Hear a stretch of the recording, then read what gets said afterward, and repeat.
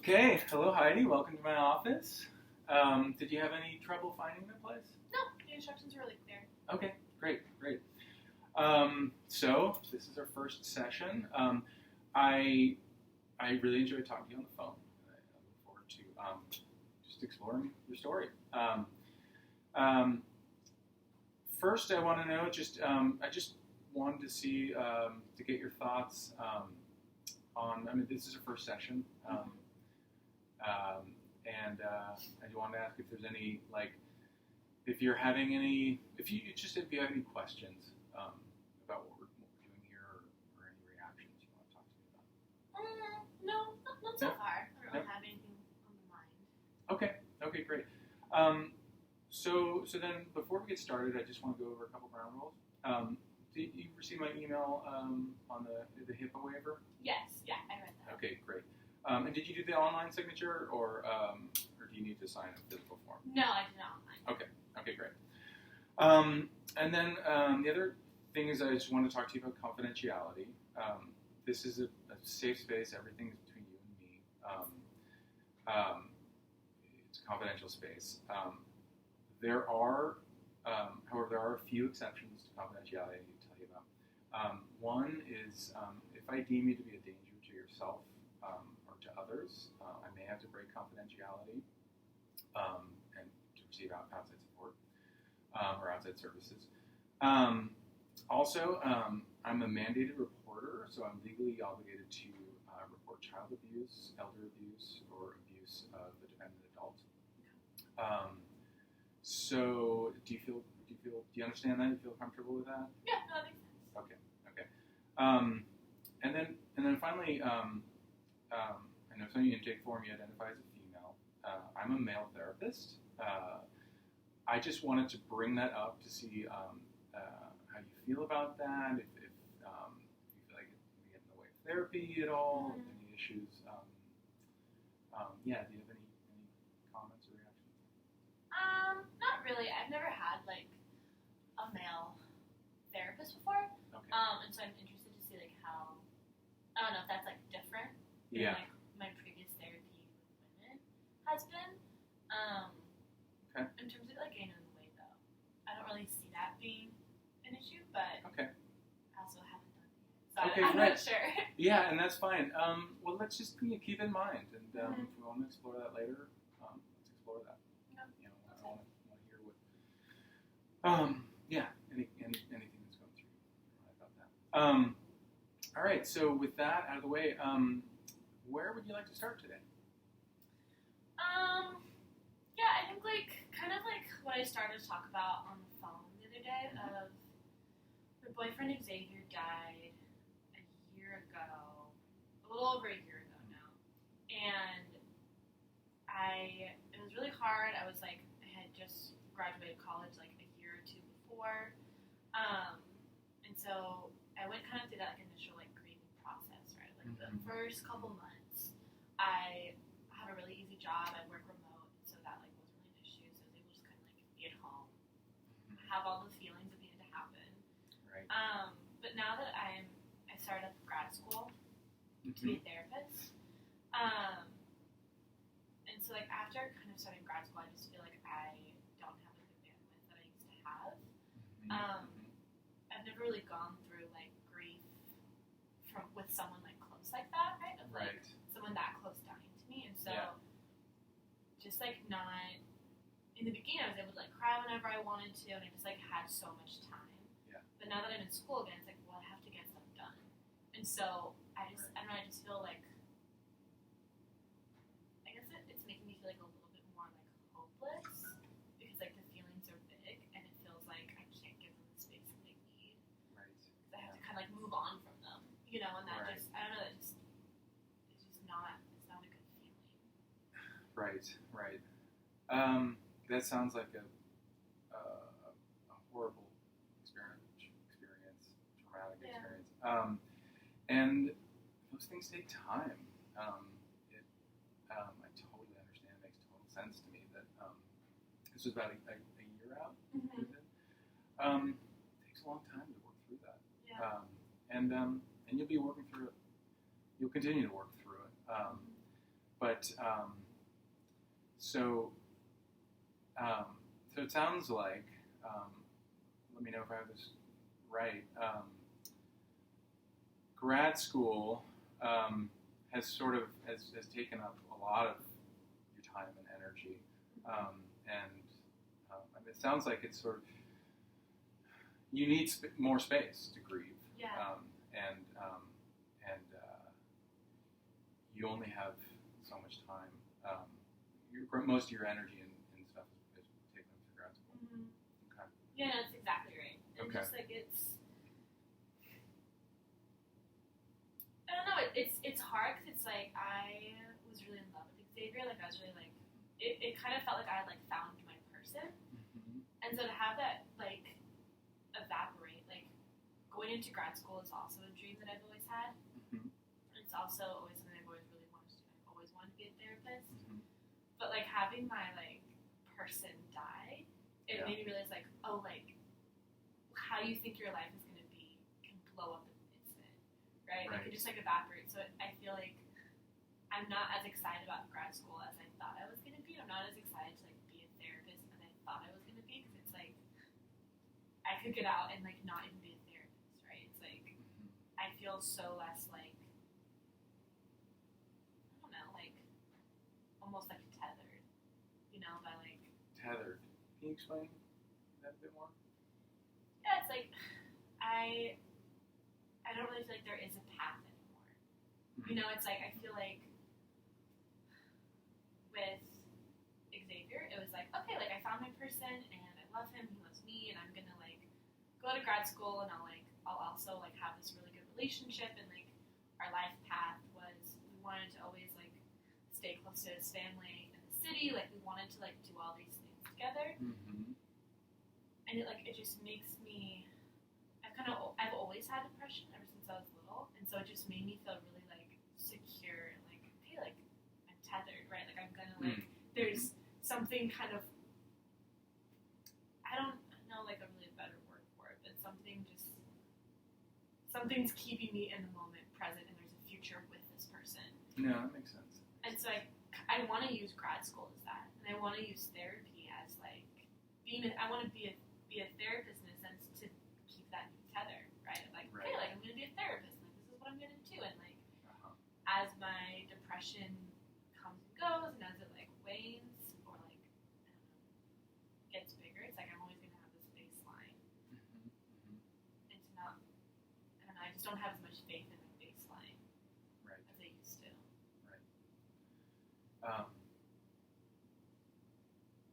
Got it, and I sense that there's a concern that you mentioned that kind of hoping grad school would be the thing that would orient you, that you feel say tethered to. Yeah. And you're I get the sense you're sort of finding that maybe it doesn't completely do that it's sort of lacking in that area. Yeah, it's like I've met. Yeah, no, you're completely right. It doesn't. Mm-hmm. Yeah, it doesn't. It feels like it is a lack. I've met good friends and I've met good people, and I've just like I have a good community at grad school, but it's. I guess I just feel disillusioned. Like I feel disillusioned on like what life will be. And it's like while like grad school is great, it's like I also thought my relationship with my life was great 2 years ago. Okay. Yeah. And then when that fell apart, it's like, okay, well like grad school is great, yeah, but like I could fail a class, right? Or I could not pass my boards. Like it doesn't mean that just because I'm happy right now, it doesn't mean that it's not all gonna blow up. Mm-hmm. And so I feel like I just get really like pessimistic about it, and I'm just like, well, whatever, like it doesn't really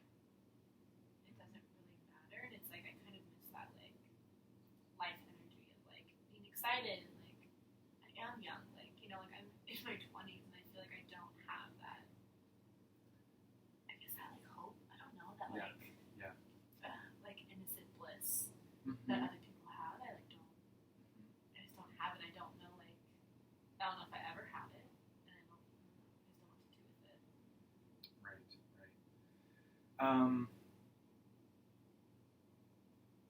One thing I just want to sort of point out is, I mean, this is still pretty early on in processing a pretty traumatic experience. So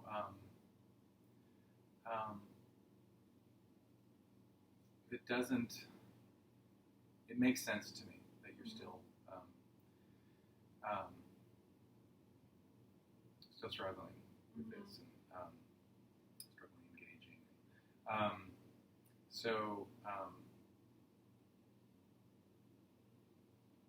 If there's anything I'd like to say is just have patience with yourself. It's going to take time, and it's going to be hard. But if I could switch gears just a little bit, just give me some more background information. Yeah. Do you feel comfortable talking about Xavier and Xavier's dad? Oh yeah. Uh-huh. Yeah. Okay. Do you want to just give me some background information, like how long you knew him, and what your relationship was like? Yeah, I met my senior year of college. Okay. Where did you go to college? St. Mary's College in Moraga. Okay. It's this little school in La Miranda. Okay. Yeah, I'm familiar with it. Yeah, it's funny. I was like a live-in nanny in Lafayette, and I used to go to community college, and I moved to Lafayette to be a nanny. Okay. And I was like, well, I need to go to finish up my degree at a 4-year university, right? Yeah. So I just Googled colleges near me, and St. Mary's came up, and it was like 20 minutes away. And I was like, well, let's go here. Like I had never heard of it before. I didn't know what it was. So I was like, it was just like a funny way that I like found St. Mary's. But yeah, me and Xavier met I was a psych undergrad, and so was he. Okay. And so I met our senior year. He was a year ahead of me, but he got cancer when he was 21. So he had to take a year off of school. And so then he came back. So he took a year off, came back, and so we ended up being in like the same year. Okay. So that was when he got cancer, that's fairly early on in your relationship? Or had you started dating? No, I didn't know him until he was 2 years into his cancer battle. Okay. Yeah, so like he got cancer, had to leave school. Right. Had to go through chemo, kind of all the he had to amputate his leg, like all the huge things. Mm-hmm. And then it stabilized, his cancer stabilized. He was doing pretty good. And so he was able to come back to school. And so I met him. And so we started dating, 2 years into him having cancer. Mm-hmm. And so when we started dating, the cancer wasn't terrible. It wasn't gone, but it wasn't, it was fairly stable. Mm-hmm. And so I've always just been kind of a go with what happens kind of person. And I met this boy who I really liked, and I was like, yes, he has cancer, but yes, anything can happen. Mm-hmm. And so we dated for a year, and a couple months into our relationship, I had a lot of problems with my family when we started dating. Mm-hmm. My family was not down for me to date someone with cancer. Mm. They were really against it. Do you know what their concerns were? I think my mom had a really hard life. My mom's a nurse. Mm-hmm. And so she's kind of always treated me and my siblings. I'm the youngest of 6 kids. And she's always kind of treated us with she wants to protect us all the time, and she wants to. I don't know. I think that she's trying to just get away from her own hard childhood, right. And so she wants to create a completely different childhood for us. Right. And so my mom. Oh, sorry. She doesn't sounds like she wants an easy path for you. Yeah. She wants a very easy path. Right. And I have not always chosen a very easy path. All my older siblings are just extremely stable in terms of they all got married in their 20s. They all, married very, I don't know, quote unquote normal people, and they all just settle down and have very stable lives. Right. And I moved out of my house when I was 18. I've always been, I'm the kid to get concussions. I'm the kid to, like my car breaks down. Like I just lived. I never thought it was like a dangerous or like. I didn't think I was being wild, but I wasn't as secure and like kind of conservative as my siblings. Okay. And so I always felt like there was backlash against me. Like I was always kind of like the black sheep that didn't really conform to the family patterns. Like I'm just different. Right. And so when I started dating Xavier and my mom it just kind of felt like it was another like, Hattie, you're doing something that like the family doesn't agree with.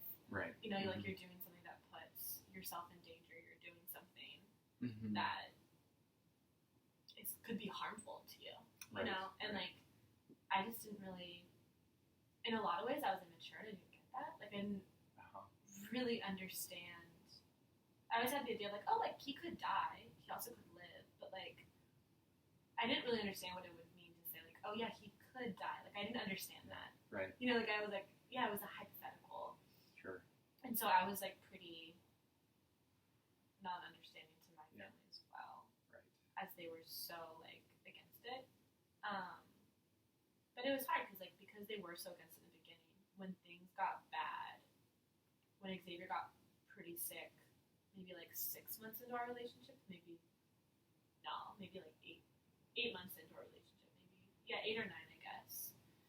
I didn't really reach out to my family because it's like they were already not supportive really of it. Right. And so it was just I just kind of like immersed myself into like Xavier's family, and like I ended up like moving in with them and stuff and helping take care of him while he was dying and all that kind of stuff.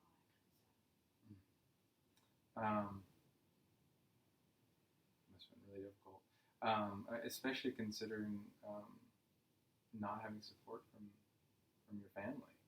Yeah. Yeah, it was hard. It definitely brought up like a lot of like older childhood wounds of like, oh yeah, I'm on my own. I do this myself. Like I don't need this family. Right. I'll just do my own thing. Right.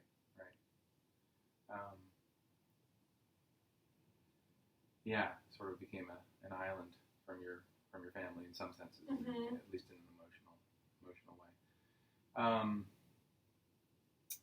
So, I'm curious, like, what did your relationship with Xavier mean to you? What did it provide for you? That's a good question. Yeah, it's like a really good question. I've never really been asked that. I think it provided like a lot of stability.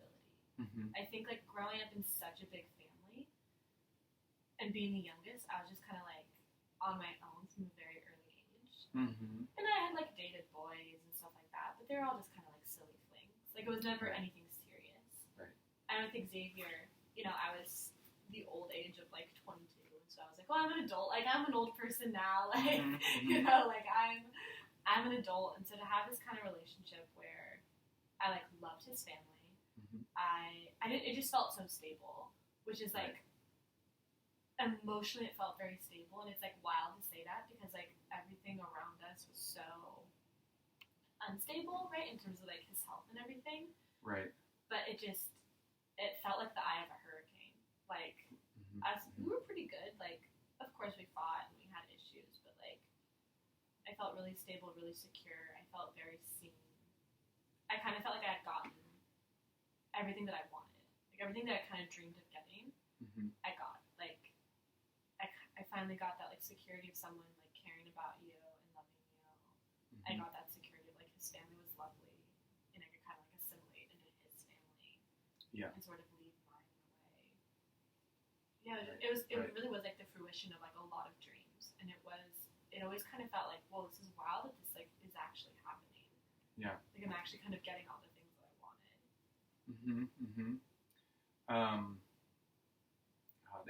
And when he passed, that all, I mean, Yeah. I can only imagine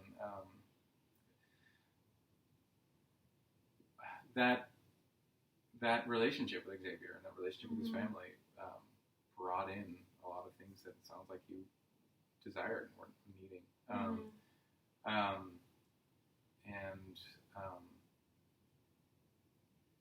So not only with his passing did you lose him in that relationship, but you lost that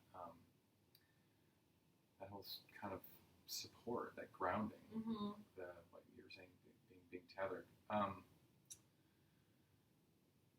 What was that like? I mean, how did you respond to that challenge? The challenge of losing Yeah. Xavier, losing that being tethered. Yeah. I mean, it was pretty rough. Mm-hmm. I did drink a lot. Uh-huh. I feel like when he was dying, I feel like I definitely I wasn't going out and getting drunk, but definitely just I think I was trying, and I smoked a lot of weed. Mm-hmm. We used to get high a lot together, a lot. And so I did kind of I thought that after he died that I would spiral more, but I actually decided right after he died I was okay, I'm not going to drink at all. I'm not going to get high at all. Mm-hmm.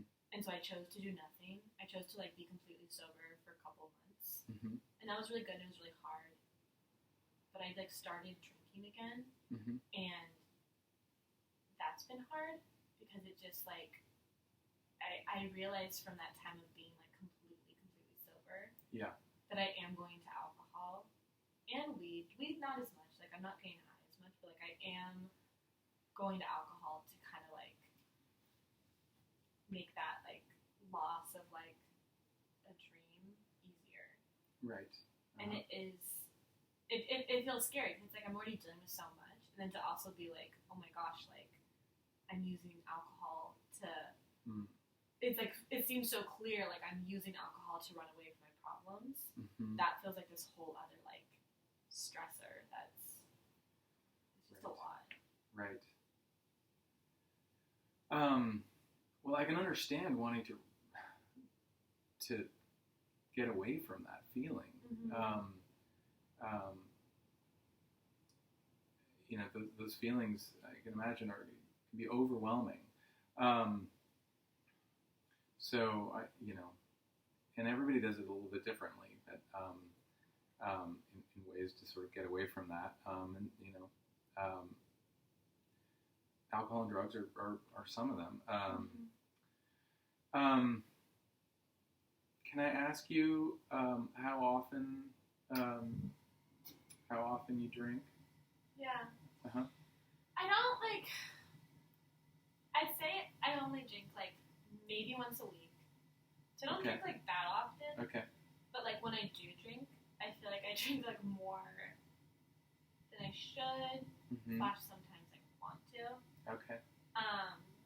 So when I do drink, I feel I'm not just having a glass of wine with friends. I feel I'm, taking 3 shots, having 2 beers. I feel I'm just doing a lot more, and I just feel it kind of feels I don't know, just sort of drowned in the moment. Right. Okay, I'm gonna drink now, so I'm just gonna drink everything. Right. Do you ever black out or engage in kind of reckless behavior? I haven't blacked out since college days. Okay. I haven't blacked out in a long time. Okay. And not really reckless. I wouldn't say really reckless behavior. I think that since post-college days as well, I feel more emotional when I drink now. It does feel it's more this is kind of about me kind of numbing some feelings, and so I don't really feel that need to be now I'm gonna go be wild, or now I'm gonna go out and do X, Y, and Z. Right. It just kind of feels I get kind of stuck in the emotions and the fear of oh, I am doing this to take away something. Right. Okay. So that's And how does that recognizing that? I mean, how how does that feel? I mean, do you feel a sense of sort of guilt about it? I'm just kind of curious about your feeling around that. I feel like it's interesting, like, even, like, talking about it, like, my throat feels really tight. Uh-huh. Of, like, I don't feel guilt as much as, like, I feel, like, scared. Okay. I feel really scared, and then I get, like, really sad, because I'm like, well, like, my tether is gone. There's no, like, I have really good friends, but, like, my friends are also drinking with me. You know what I'm saying? So it's like, I do have support systems, but it's like, when you're all drunk or what have you, it's kind of a different vibe. Sure. And so I feel scared of, like, well, is someone going to bring me back? Or is it, like, it's all on me? Like, it just feels like all the weight is on me to, like, monitor my drinking, monitor, like, it just feels like a lot of weight. Where, like, before it's like, with X, it was like, oh yeah, like, I don't have to, I don't know, like, he'd get mad if I drink too much. You know what I'm saying? Like, there was, like, I felt like there were more safeguards, and now it's like, I am my only safeguard. Okay. And so it's a more feeling of fear. Okay. Than anything. What are you afraid of in that situation? I think I'm afraid that I'm going to lose control. Like, I'm not going to be able to bring myself back down. Okay. Lose control in the sense of drinking too much, or lose control emotionally? I think both. Both? I think that, like, I get scared of, like, the drunk thoughts, right? Because it's like, I do, like, try to be, like, fairly present with my, like, emotions. I am trying to, like, be aware of, like, oh, I feel sad about X today, like, let yourself feel sad, whatever, you know? Like, I'm trying to, like, let it all come out when it wants to come out. But because of, like, I'm in more, like, life pressures right now. Right. I know that I'm not allowing it to come out as much as it wants to. Okay. And so I'm afraid that, like, oh, like, when I drink a little bit, all of a sudden I'm going to have all these emotions. And they're going to be, like, alcohol-induced emotions, which, like, are different. Okay. It's like it just feels, like, more, like, real. Like, it feels like it's more like oh, you really wanted to say that. You know, or, like, that's how you really feel. Instead of just, like, oh, I don't know, like, I don't know. It's really different. Sure. And different, maybe less fulfilling? Or, Yeah, I think that, I think less fulfilling. I think less fulfilling for sure. It's just like,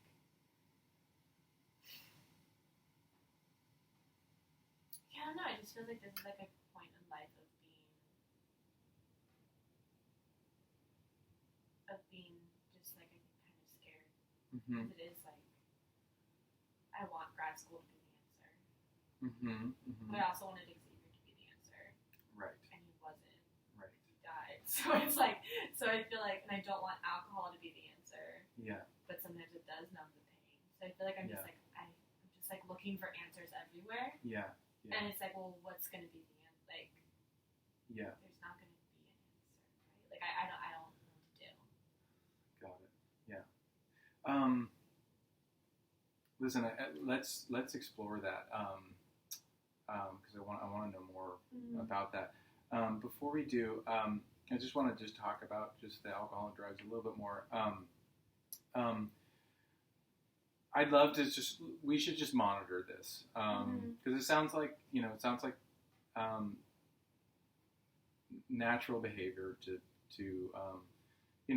want to take a load off and whatnot. But you do talk about, like, worry about losing control, and let's just pay attention to that.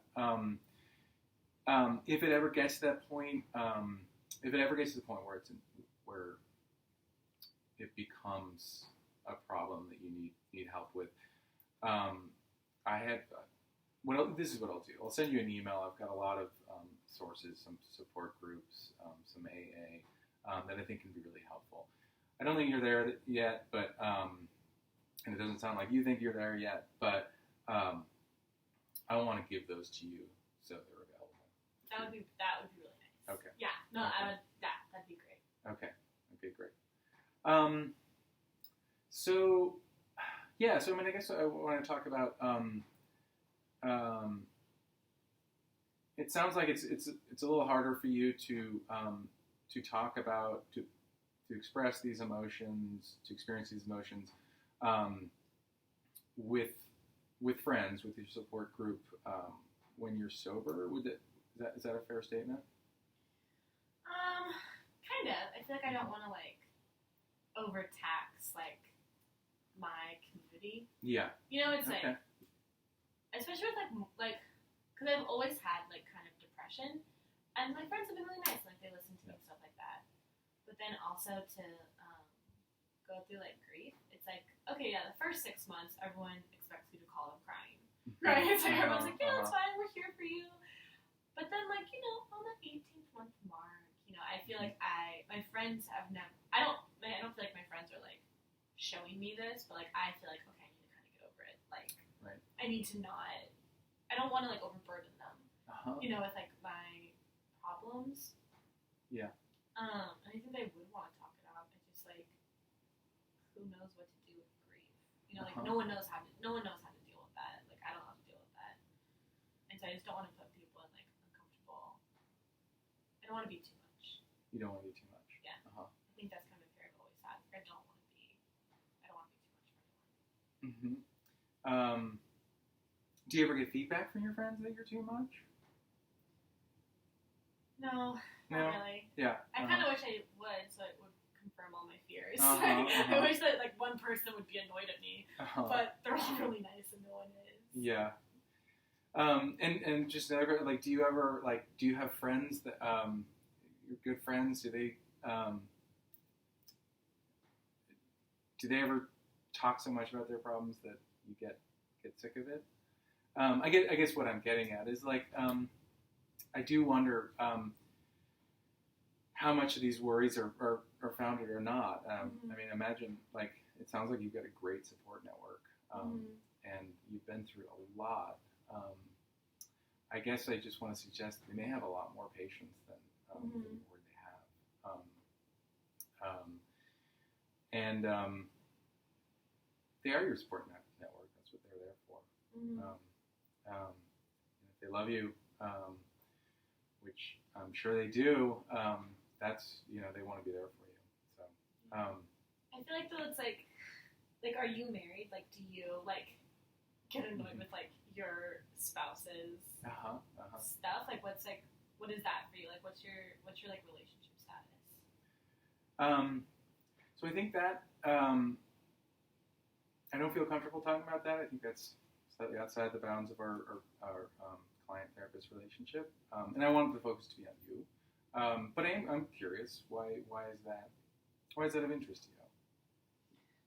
I just feel like it's like we all like, I don't know, like we all get annoyed with people. It's like, yes, Sure. Do I love my friends? I Yeah, I do. But like, I'm also annoyed sometimes when the same problem keeps coming up.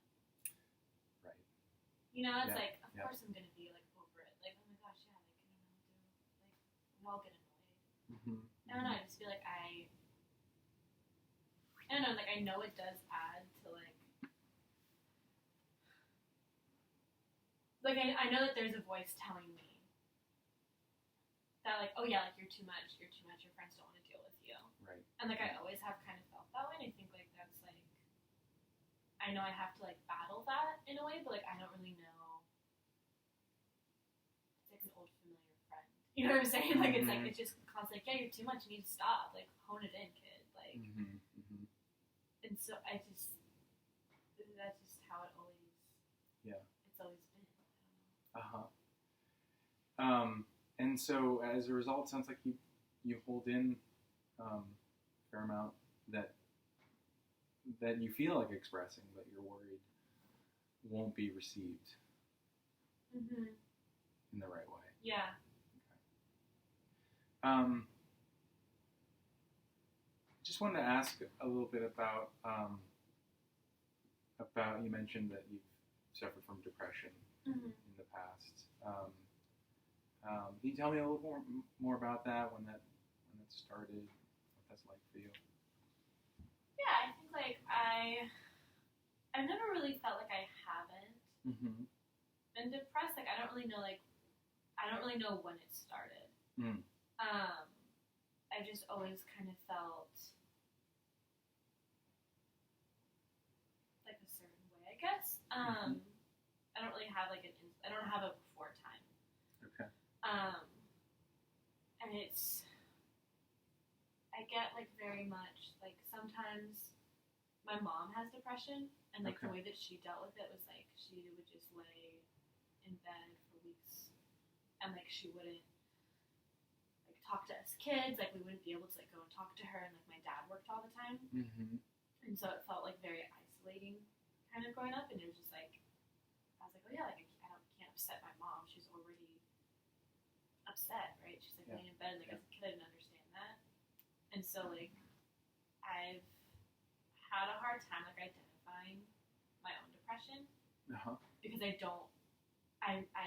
work really hard not to lay in bed, or I work really hard to not do those things, so I overdo, and I'm like constantly with people and constantly like an extrovert, like constantly doing because I'm like I feel like I'm just like trying to run away from that feeling, but it sounds really nice. Like as I get older, I'm like I kind of do just want to like lay down and be done a little bit.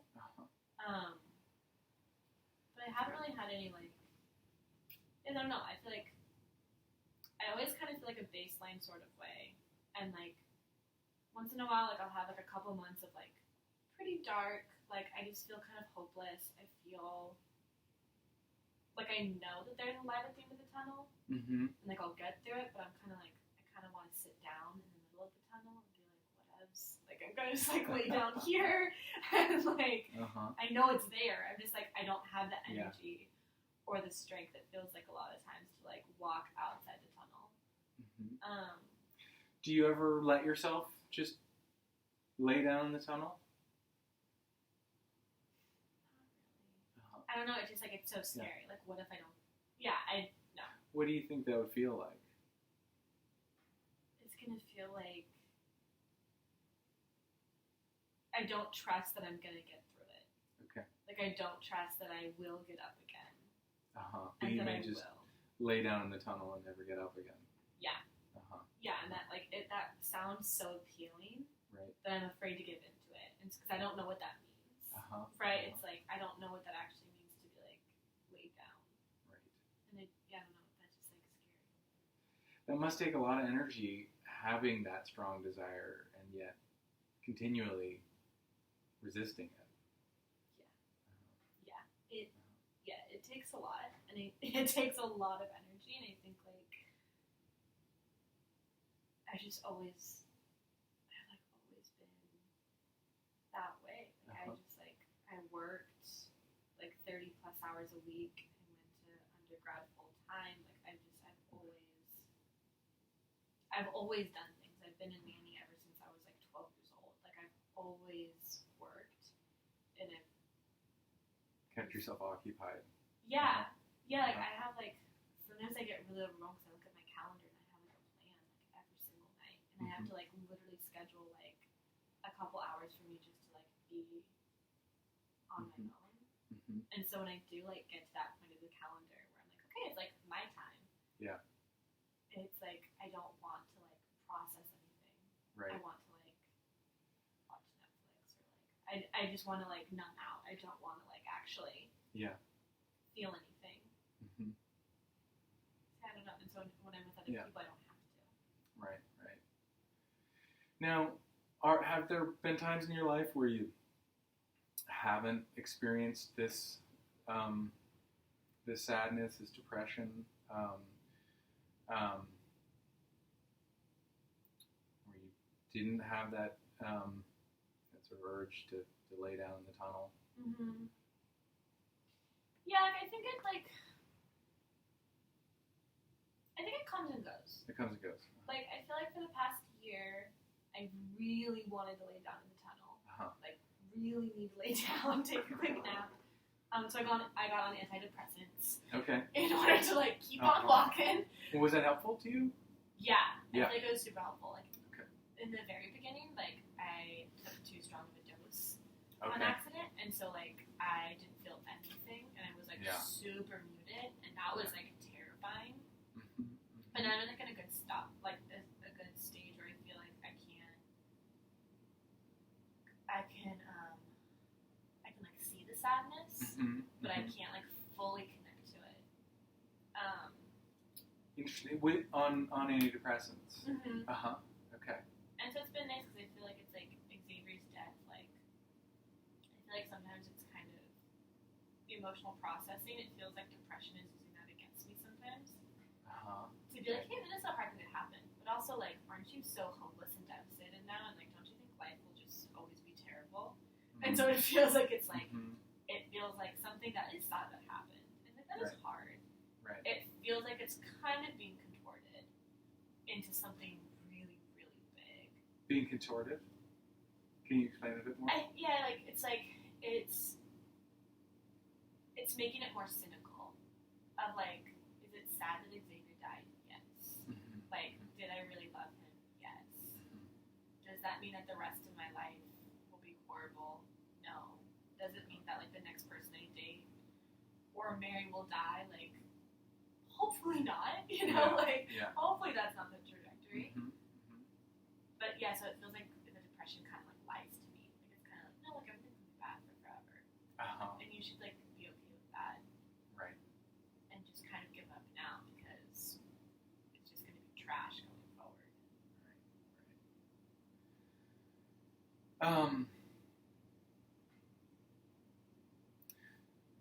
So,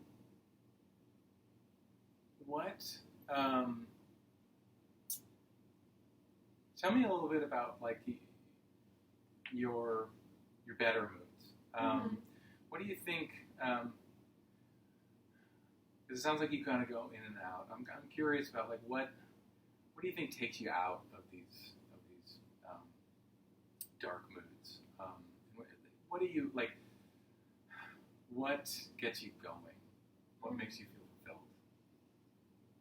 I think helping people really makes me feel fulfilled. Like, part of the reason I want to be a therapist is that, like, I do feel like it really helps me. I'm really interested in who people are. Yeah. It's like that helps me feel fulfilled. Is like when I can just like talk to a friend about their day, and not problem solve, but just like be a vessel to listen. Like that. Yeah. That makes me feel really good. Mm-hmm. I do like WAG walks. WAG walks. Yeah, it's like this like app where people will hire you out to be a dog walker, Mm-hmm. Mm-hmm. and so like that makes me really happy. And then so I get to like spend time with like dogs. Yeah. And I also get paid for doing it as well. Mm-hmm. So it's like kind of double. Like I get out in like nature and get to like have a puppy or like a dog for a couple hours. Mm-hmm. Mm-hmm. That makes me really happy. And also too, like I'm pretty spiritual, so like spending time like in prayer Okay. and like meditating, Mm-hmm. that like really, really helps Mm. a lot. And I feel like that like balances that balance. I feel like much more like kind of stable, and like I feel much more hopeful after I just like pray and meditate. Yeah.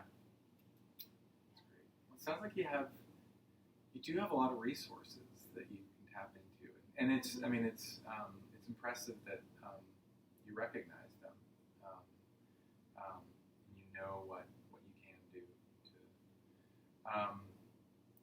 to get into a better place, and that's a valuable resource. I think a lot of people don't really know how to do that, so you've got a lot going for you in that sense. I appreciate that. And it's honestly like really nice to hear. I think like I appreciate you saying that. I think I am ahead a lot, and I get like I know I get really pessimistic, and that's I appreciate that. Cool. Good. So let's see. So many things I want to ask you about, but good thing is we have more time. Hopefully, if you do choose to continue this, maybe I'll just take a step back, and because we are getting fairly close to the end of our session. How's this going for you? How does it feel to talk to me about these things and open up about some of the more intense feelings? Yeah, I mean, it is like, it does feel like kind of overwhelming a little bit. Because it's like, there's big stuff. Big stuff. It's like big, Yeah. It's big stuff. Mm-hmm. But it feels good. It feels good to be like, it feels good to like not have it be as big of a deal as sometimes it feels. Mm-hmm. You know, like I feel like a lot of like freedom, like, oh, I said it, and like it's fine. You know, like I said it, and like someone else knows, and it's good. Like I can just like keep on going. Just naming it, identifying it. Yeah, it feels like it does feel like a weight. It's just like kind of taken off. It doesn't feel like when I keep it to myself, it just feels so big. Right. Like it feels so big. Right. So it feels nice just to like have space to be able to say whatever. It's Right. really nice. Does it feel like sort of a relief? You Yeah. say? Mm-hmm. Yeah, that's such a good word. It does feel like a relief. Okay. And I feel like that is like it feels like a really nice, like safe relief. Okay. Yeah. Going forward, what do you think you want out of these sessions? Because I would like to, maybe we can talk about it next session, but I would like to talk just more explicitly about what you think your goals are and out of being here. Mm-hmm. Yeah, and I think that's... Can I rephrase? Yeah. Or add to that? In a perfect world, 6, however many sessions in, where do you hope to be? Like, can you imagine where you want to be, say, 3 months from now? Tell me a bit about that. Yeah, I think that I want to understand more how I interact with, like, the voice of depression. Okay. A little bit. Mm-hmm. I think I want to be able to, like, clearly be like, this is, like, sadness from Xavier's death. But that is, like, depression. Like, that's it. It's, like, I think I want to be able to, like, kind of compartmentalize them. I don't know if I'm supposed to do that, but, like, that's what I would like to do. Okay, right. Just to be able to distinguish the voices and the emotions. Right. So I would really like to do that. I would really like to be able to have a better sense of like who I am and how I fit into the world of music. I just think understand my emotions more. Understand your emotions more. Yeah. Great. Any other goals for this session, for this therapy? Yeah, I think I want to like be able to like understand like my family history a little bit more. Okay. My mom had depression. My uncle has depression. My grandfather was an alcoholic with pretty bad PTSD from Korean War. So I don't know. I kind of like want to understand like how I fit into all of that. You know, like what was into passed. that family history. Yeah, I want to be able to like understand that more. Like, my dad's really withdrawn and like doesn't deal with any emotions ever. I don't know. I just kind of want to be able to like understand.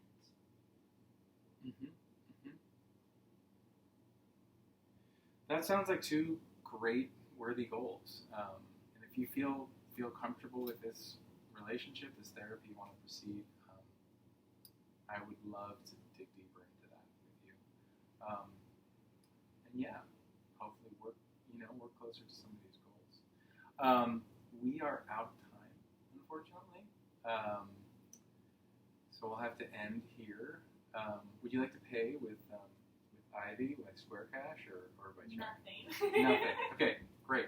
I forgot. This is a pro bono session. So you're in luck. Okay. Well, it was a pleasure talking to you. I look forward to talking with you more. And take care. Have a good week. I'll see you next week.